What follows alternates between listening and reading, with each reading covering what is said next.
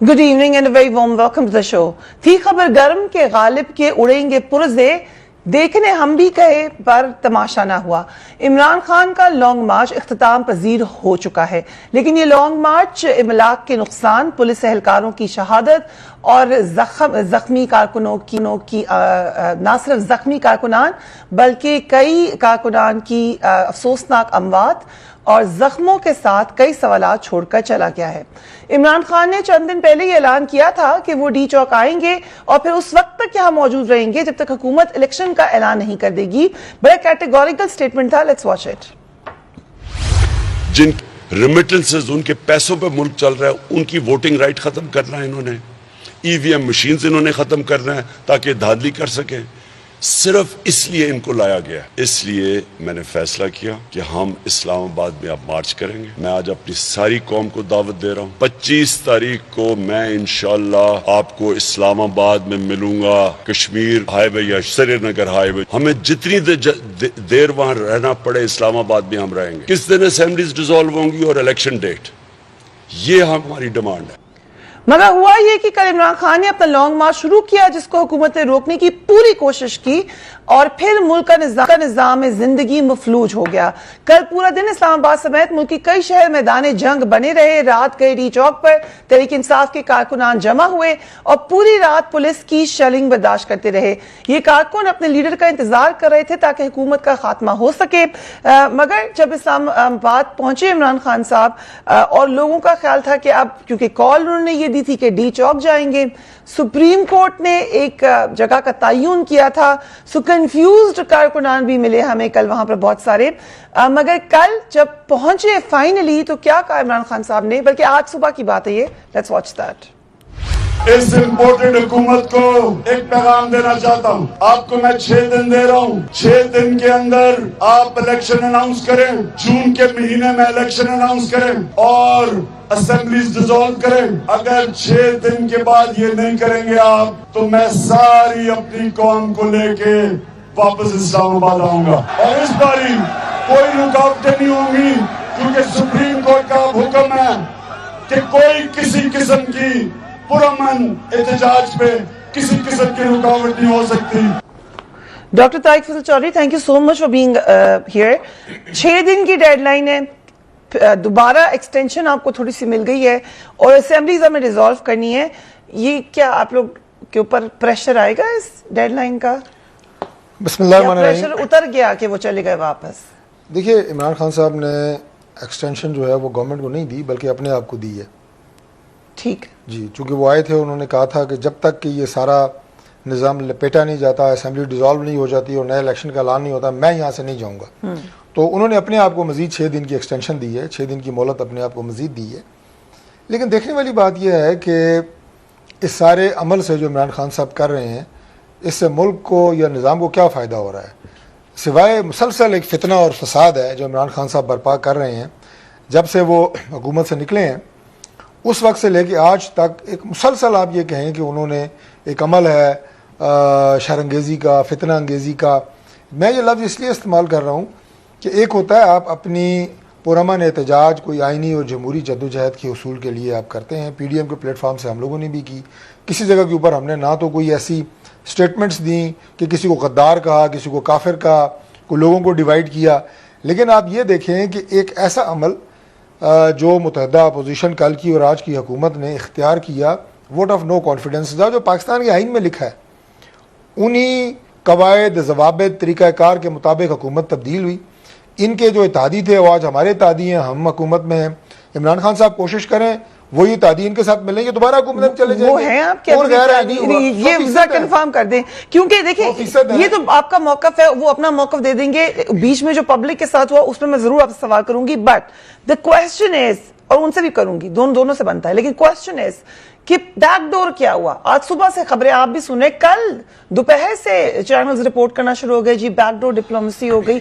मरियम नवाज ने press conference की, उन्होंने प्रेस कॉन्फ्रेंस में तस्लीम किया कि राब्ते करने की कोशिश की गई है, हमने मैसेज दिया लंदन पे, वहां से वापस आया। सो यहां तक तो बात हुई है, ये कंफर्म्ड है। असल में क्या बात? हमारी जमात के राब्तों का ताल्लुक है, जरा हम एक कोएलिशन गवर्नमेंट है, हमारे साथ बहुत सारे इत्तेहादी हैं, उनके साथ हमारे राब्ते रहते हैं, बैक डोर भी रहते हैं, फ्रंट डोर भी रहते हैं, लंदन हमारे कायद हैं, उनके साथ पार्टी उनकी हिदायत पे चलती है, मुशावरत उनसे होती है, ये तो हमारे राब्ते हैं। ठीक। बाकी इमरान खान साहब की जमात में भी कुछ ना कुछ दिमाग तो ऐसे होंगे जो अकल की बात करते हों, जो हकीकत पसंदी रखते हों, और कुछ ने यकीनन हमारे जो सीनियर अकाबरीन हैं, लीडर्स हैं, उनसे राब्ते किए, और ये होने चाहिए। जमहूरी जमातों में ये होता है। कल रात को कोई भी ऐसी चल बात रहे नहीं थे है। ये राब्ते, कुछ चल रही थी, कुछ ना कुछ बिल्कुल बात चल रही हुई थी। होगी ना डॉक्टर साहब कि ही सेड कि बस मैं अब जा रहा हूँ। मेरा ख्याल है कि किसी अक्लमंद आदमी ने उन्हें मशवरा दिया है कि आपके पास जो है वो कारकुनान की या जो स्ट्रेंथ आप कह रहे थे मैं लेके आऊँगा लाखों की, वो नहीं है। अपने आप को मजीद एम्बेरस ना करें, हमें भी मजीद एम्बेरस ना करें, ठीक है। और आप जो है वो सुकून करें, घर जाएं, नाश्ता करें। तो ये एक अच्छी तजवीज़ थी मेरा ख्याल है। राइट, सो आपने हमें कुछ बातें बताई। I come to you Salim Bukhari sahab, thank you so much for being on the programme. It's an honour to have you on the show. हुआ क्या सलीम बुखारी साहब कल? आज अंसार अब्बासी साहब ने भी स्टोरी की है, उसमें भी बैकडोर राब्तों की बात की है। उन्होंने कहा न्यूट्रल्स की सालिसी भी हो रही है। क्या हो रहा है? बहुत शुक्रिया आपका फरिया। बहुत देर के बाद मुझे मौका मिल रहा है आपके प्रोग्राम में। मेरी बड़ी ख्वाहिश होती थी, हम पहले भी प्रोग्राम इकट्ठे करते रहे हैं। बहुत मुश्किल सवाल आपने मुझे जैसे जाहिल आदमी से पूछ लिया है, मैं कोशिश करता हूँ। देखिए, गुजारिश ये है कि कल 2, 3, 4 चीज़ें जो है उनका साबित होना था। एक तो ये कि इमरान खान साहब जो इतने बबांगे दोहल दावे करते रहे कि 20 लाख लोग लेके मैं आऊँगा, क्या वो उतने लोग ला सके या नहीं।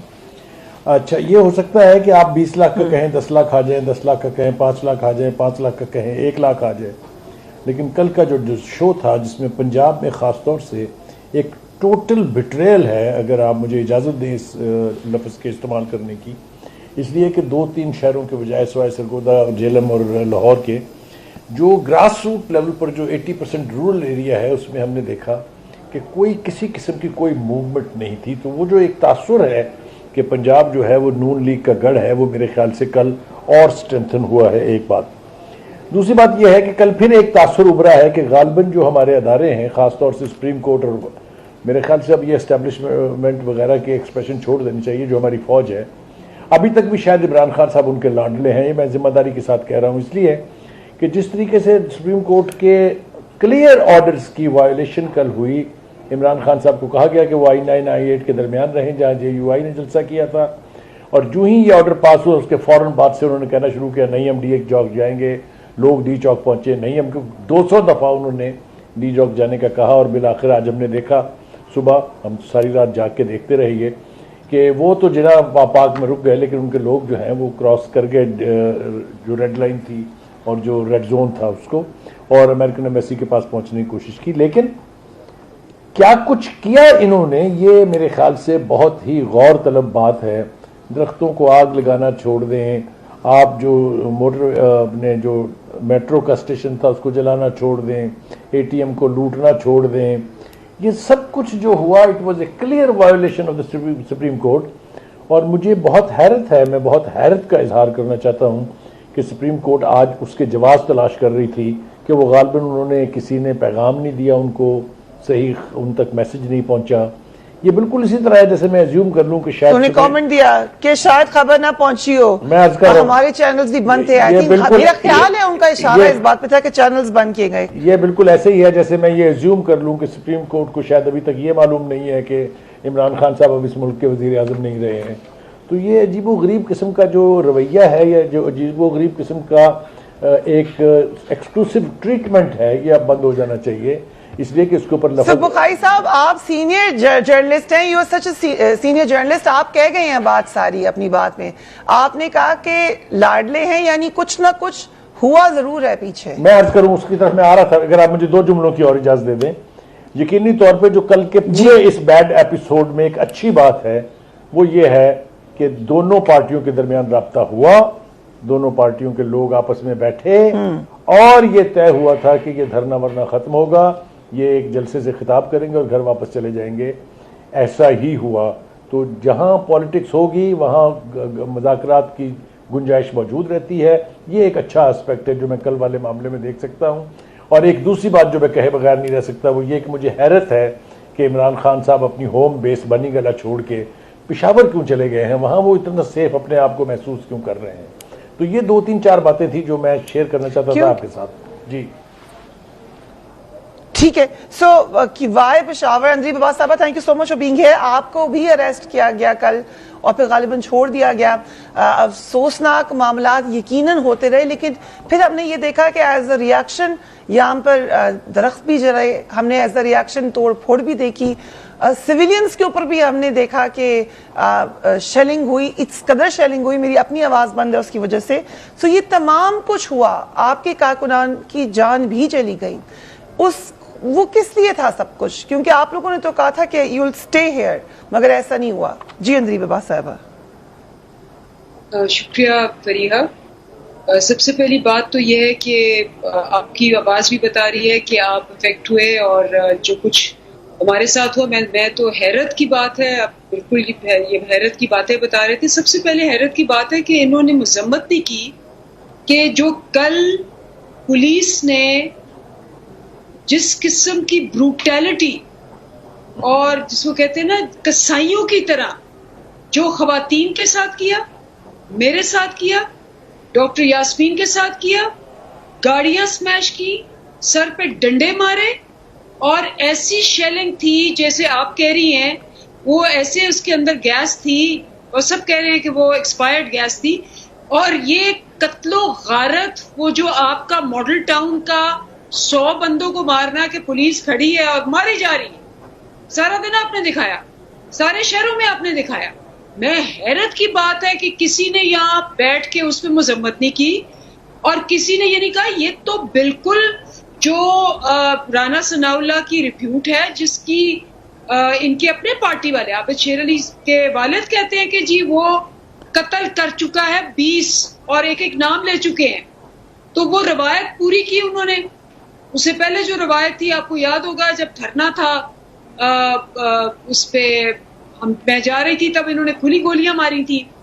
तो मैं हैरत की बात कहती हूं कि आप एक चीज आप याद रखें, देयर इज अ चेंज। लोग बेवकूफ नहीं है 22 करोड़। वो ये नहीं होगा कि आप टॉक शो बिठा के और आप एक नैरेटिव के जी वो दरख्त जो है ये हो गए वो हो गए, हुए बिल्कुल हुए। और उसकी वजह से खान साहब ने ये डिसीजन लिया कि लोगों में इतना गुस्सा है। आप सोचें मेरे साथ जब ये शेलिंग हो रही थी, एक बाप था जिसकी 1.5-2 साल की बच्ची उसने उठाई हुई थी। उस बच्ची का तकरीबन सांस बंद हो गया, और वो उसको कही जा रहा है कि भाई इधर शेल क्यों कर रहे हो, मेरी बच्ची है इधर। और वो एक कसाई की तरह आगे से लगे हुए थे। मुझे बताएं कि अगर उसकी बच्ची तकरीबन उसको अल्लाह माफी दे फर्स्ट एड दी और वो मुश्किल से रिवाइव हुई, वो बाप छोड़ेगा उसको? So it means अंदरीब साहबा कि ये जो तमाम एक्शंस थे, और इसको किसी ने भी इसको एंडोर्स नहीं किया, लेकिन ये जो एक्शन थे इससे आपका प्लान चेंज हुआ, इसका इम्पैक्ट पड़ा। नून लीग वालों ने नहीं की, और जो नून लीग वालों की तरह नहीं कर रहे तो इसका मतलब है वो भी नून लीग के। ये तो बहुत स्वीपिंग स्टेटमेंट हो गई, स्वीपिंग स्टेटमेंट हो गई। ह्यूमन राइट्स इशू है, जिसपे 5 बंदे हमारे शहीद हुए, जिसमें आपने देखा औरतों के साथ एक पुलिसमैन भी शहीद हुआ है मैम।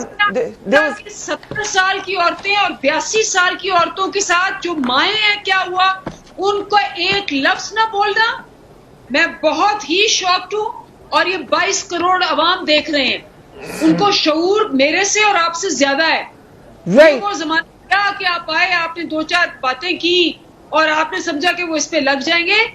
जो कल सेंटिमेंट था, अगर आज वो धरना कंटिन्यू करता तो लोग घरों पे पहुंचे होते, क्योंकि जो कल हुआ लोगों की माओ बहनों बच्चों के साथ और खुद के साथ, आप सोच सकते हैं कि वो चुप करके बैठे रहते। Okay, we have to go on a break. Andaleeb sahiba, मैं एक ब्रेक पे जा रही हूं, लेकिन ये अहम बात है, इस पे हम बात करेंगे राइट आफ्टर ब्रेक।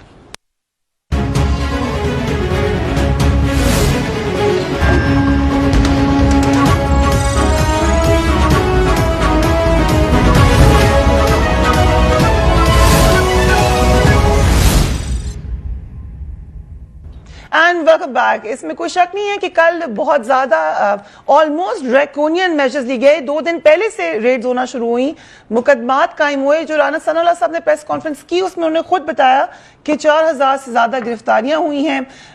पीटीआई के लोग ये भी कहते रहे कि उनके कुछ लोग मिसिंग हैं। सो ये तमाम मामला चलते रहे। डॉक्टर तारिक फजल चौधरी, क्या आप है अब हमने मुस्तकबिल के लिए ये एक लाहे अमल बना दिया है? क्योंकि हमने देखा सबने धरने दिए, सबने लॉन्ग मार्च किया, आप लोगों ने एक भी किया कि कोई अगर करेगा तो फिर हम उनके खिलाफ सख्त एक्शन ले सकते हैं। देखिए, शेख रशीद साहब ने यहाँ पे कहा कि अगर इनमें से कोई मक्का या मदीना जाएगा तो वहाँ लोग इनके साथ क्या करते हैं आप देखें। और उसके बाद उन्होंने कराया बहुत ही एक अफसोसनाक वाक़या जो है वो मस्जिद नबी में पेश आया।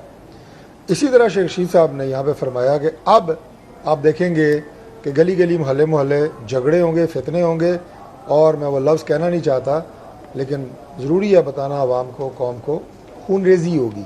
ये उनके अल्फाज थे। अब इस खून रेजी से बचाना किसकी जिम्मेदारी है?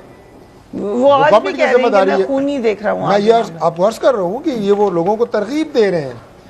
कुछ इनके लोगों ने ये भी कहा कि अवाम को पिस्तौल भी होना चाहिए उनके पास। याद है आपको, इनकी एक साबका वजीर ने ये बात कहा। तो इसके साथ जब आपको एक एनवायरनमेंट बना देते हैं, नफरत इस हद तक आपने नौजवानों के दिलों में भर दी है तो वो एक दूसरे की बात सुनने को तैयार नहीं है। लेकिन जो लोग थे वो बर्दाश्त करने के लिए इधर जो लोग बैठे हुए थे। मैं आपको सिर्फ ये बता रहा हूँ कि जब लोगों को आप इतना पंप इन करके उनके दिलों में और दिमागों में इतनी नफरत भर के आप उन्हें गली और मोहल्लों में छोड़ते हैं तो बाकी जो आपकी आवाम है उनकी जानो माल का तहफ़्फ़ुज़ की जिम्मेदारी हुकूमत की होती है। इसकी क्या अब ये तरीका एक्सेप्टेबल हो गया है सियासत में पाकिस्तान की? जो भी वजूहात हो आप अपनी, मैं कहता हूँ ये बिल्कुल एक्सेप्टेबल इस लिहाज से है कि अगर कोई मार्च से पहले ऐलान करके आएगा कि जनाब में जलाओ घेराव करेंगे तो ये तरीका होगा। अगर कोई कहेगा पुरअमन तरीके से हम अपना एहतजाज रजिस्टर करवाने आए हैं, सौ बिस्मिल्लाह, मैं आपके प्रोग्राम में कह के गया हूँ कि आप आए, आपका अपना शहर है। इत्तेहादी जमातें इसकी रिस्पॉन्सिबिलिटी उठा रही हैं क्योंकि नाम सिर्फ राना सनाउल्लाह साहब का चला। नहीं, राना सनाउल्लाह साहब का नाम इसलिए चला, मॉडल टाउन राना सनाउल्लाह, यही बात हुई है मीडिया पर। राना सनाउल्लाह साहब का नाम इसलिए चला कि वो वजीर दाखिला है। मॉडल टाउन से राना सनाउल्लाह साहब का नाम जो है वो जुडिशल कमीशन ने कहा है कि उनकी कोई जिम्मेदारी नहीं है। और आप अगर जला, और ये जो इनकी गाड़ियों से असला निकला है ये आपने देखा है, या तो कहें कि वो हमने रखवाया था, वो भी कहते हैं ना कि हमने रखवाया था। ये जब पिछली दफ़ा यहाँ पे उन्होंने धरना वरना किया था तो शायद की बोतलें किसकी गाड़ियों से निकली थी। ये सारी बातें आपको सारा मीडिया दिखा रहा है। मैं सिर्फ ये कह रहा हूँ कि असले पे ना जाएं। असला तो कहीं हर घर में होता है। आपका सिंपल इसको कर लें, अगर एहतजाज आप करते हैं, धरना देते हैं, वो पुरअमन है और आप उसको गारंटी करते हैं, ठीक, तो आप 10 दफा आए, ना रुकावट होगी ना पकड़ दकड़ होगी, ठीक। लेकिन अगर आप नारा लगा के आएंगे कि यहाँ पे फितना होगा, फसाद होगा, जलाओ होगा, घेराव होगा, मरो मारो, ये सारे कहते नहीं रहे, इनके अपने वजीर नहीं कहते रहे, तो फिर ये सारी मैयर्स होंगी।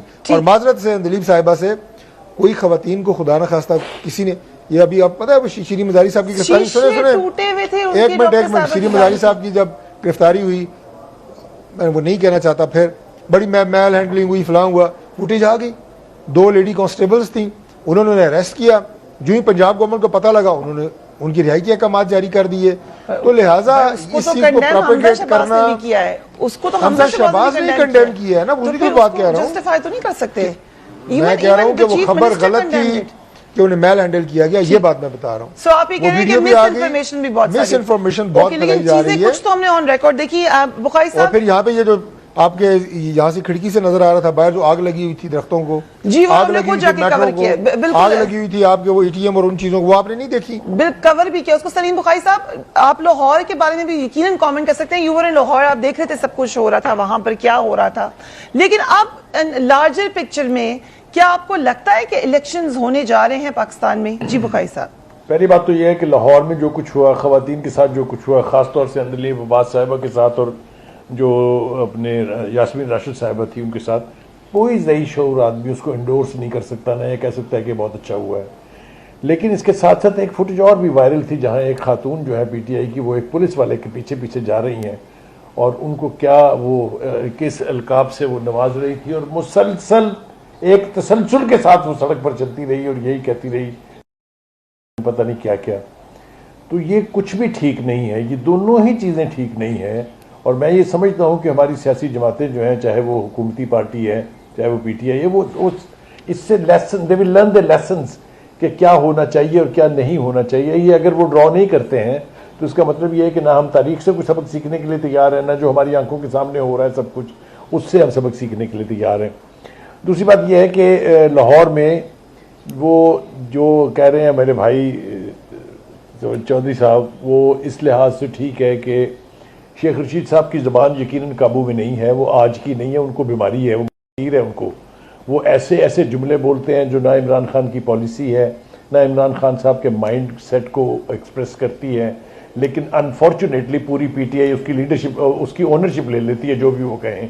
ये खूनी मार्च की इस्तलाह, ये घिराओ, जला दो, जो रास्ते में आए मिटा दो, ये सारी गुफ्तगू जो है वो शेख रशीद से मुंसलिक है। लेकिन चूंकि इसकी ओनरशिप ले ली है PTI ने, लिहाजा वो सब कुछ PTI के खाते में है। हालांकि I know for sure, I know Imran Khan very well, ना ये उनकी अप्रोच हो सकती है, ना ये उनका माइंड सेट है। तो हमें ना इस सब कुछ से सबक सीखना चाहिए। अगर हम नहीं सीख रहे हैं तो मेरे ख्याल से बहुत बड़ी ज्यादती है। जो दूसरी दो बातें हैं जो आपने कहा कि इलेक्शन हम देखते हैं कि नहीं देखते हैं, इलेक्शन के लिए अगर जिस तरह कल रवैया इख्तियार किया गया था कि इतनी बड़ी वॉलेटाइल सिचुएशन को हैंडल कर लिया दोनों अतराफ के लीडरान ने बैठ के, इसी तरह से ये इलेक्शन का मसला जो है इसको हल किया जा सकता था थ्रू नेगोशिएशंस। लेकिन वो आज शहबाज शरीफ साहब की बात ठीक है कि अगर आके हमें आप घर में धमकाएंगे, अगर आप हमें धमकी देंगे कि अगर आपने ये नहीं किया तो ये हो जाएगा, इस पर तो फिर नहीं हो सकते। उन्होंने तो इनकार कर दिया है कि आपके प्रेशर में आके हम इलेक्शन की ना आपको डेट देने जा रहे हैं, बल्कि उन्होंने एक कदम और आगे बढ़ के कहा कि इस असम्बली का और इस हुकूमत का टेन्योर 1 साल 2 महीने है, हम तो वो पूरा करेंगे। मेरे ख्याल से इस किस्म के सेंसिटिव इशूज़ को रिजॉल्व करने के लिए negotiation is the only way out. मगर अनफॉर्चुनेटली चूंकि 4-4.5 साल जितनी भी हुकूमत रही है खान साहब की, उन्होंने अपोजिशन के साथ बात करके नहीं दी है। 5 इन कैमरा सेशन हुए, फरिया आप जानती हैं, उनमें से प्राइम मिनिस्टर साहब ने शिरकत नहीं की, सिर्फ इसलिए कि वो जो लोग वहाँ बैठे हुए थे अपोजिशन के, वो उनको चोर और डाकू समझते हैं। वो दूसरी बात है कि पंजाब के सबसे बड़े डाकू को जो उन्होंने डिक्लेयर किया था, उसके साथ वो हाथ मिलाने के लिए भी तैयार हैं, अलायंस करने के लिए भी तैयार हैं। लेकिन जमहूरियत में फरिया अगर निगोसिएशंस नहीं होंगी, अगर गुफ्तगू का रूम नहीं है, तो फिर this is worse than dictatorship. और यही अनफॉर्चुनेटली हमारे आई थिंक ये सबसे अहम बात है, निगोसिएशन। सबसे अहम निगोसिएशन है। अंदरीब अब्बास साहिबा, क्या हम ये समझें कि निगोसिएशंस के थ्रू ये बात हल हो जाएगी, या आपको लग रहा है कि 6 दिन बाद आप लोगों को फिर ये आना पड़ेगा? और अभी बुखारी साहब ने भी कहा, यस, कोई भी ऐसा नहीं है जो कंडेम ना करे जो खवातीन के साथ, बच्चों के साथ वहां पर हुआ है। एज ए सेड, हम सारा दिन यही दिखाते रहे हैं कल चैनल के ऊपर। जी अंदरीब साहबा। जी फरिया, बात तो वही है कि ये जिस तरह से सारा कुछ हुआ है, और मैं आपको बार बार यही कहूंगी कि मामला जो है PTI PMLN से आगे जा चुका है। ये जो अवाम है इसको आप बेवकूफ मत समझें। ये एक एक को जानती है, ये मुझे भी जानती है, ये आपको भी जानती है, ये आप क्या कह रही हैं, किसकी वजह से कह रही हैं और कहां से ये बात आई है, सब जानती है। तो ये कहना कि जी ये बट अंदरीब साहब, इस तरह से अगर हम कह देंगे तो कल को दूसरी जमात की कहेगी कि जी हमारे लोग बड़े गुस्से में हैं, ये सबको जानते हैं। इस तरह से अल्टीमेटली तो आप लोगों को ही निगोशिएट करना है। कल जो यहाँ पे कारकुनान बैठे थे उनको तो नहीं पता था पीछे क्या बात हो रही है, डिसाइड तो आप लोगों ने ही करना है। मैं कुछ और कह रही हूँ, मैं ये कह रही हूँ कि ये वो जमाना नहीं है कि ये समझे आप कि जी वैसे ही कोई लोग जो हैं वो इकट्ठे हो गए हैं। ये एक पूरी मूवमेंट है, और ये मूवमेंट ये है कि जी हमने सच को सच और झूठ को झूठ कहना है। और जिसने लूटा मुल्क को वो भी, और जिसने नहीं लूटा वो भी, सब सामने आएगा। और जो मेरी बात होगी आपकी बात भी हो सकती, तो हम बेवकूफ नहीं बना सकते। मैं कल एक वो परसों कोई बात की किसी ने आके टॉक शो में कि जी नहीं, अगर आप ये कहते हैं कि आपके साथ ये हुआ है तो फिर मरियम नवाज के साथ भी तो ये हुआ। आप सोचें मैं क्या जवाब देती या मैं क्या करती। कोई पूरा ट्रेंड चल निकला उस पे, लोगों ने इतने एविडेंसेस दिए कि मरियम नवाज ने कब कब ये किया हुआ है, क्या क्या कहा हुआ है, कि वो जिसने कहा था वो तो छुप ही गया। लेकिन क्या हम एक सुपीरियर पॉलिटिक्स में वहां जा सकते हैं कि जहां जिसके साथ बुरा हुआ है हम उसको बुरा कहें, इरिस्पेक्टिव उसकी पॉलिटिकल पार्टी कौन सी है?